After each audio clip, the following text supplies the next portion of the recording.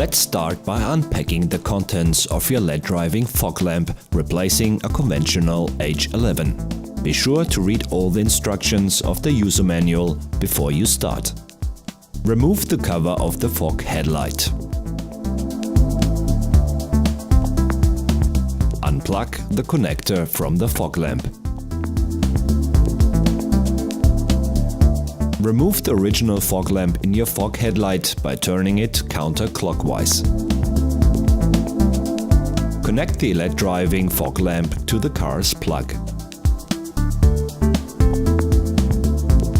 Insert the LED driving fog lamp into the headlight and lock it by turning it clockwise.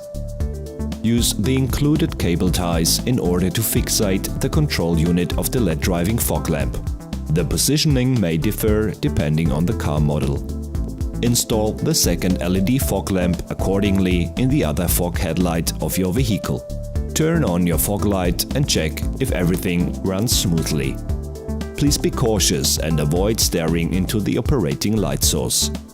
The LED driving fog lamp is available as LED replacement for conventional H8, H11, H16 and H10 types.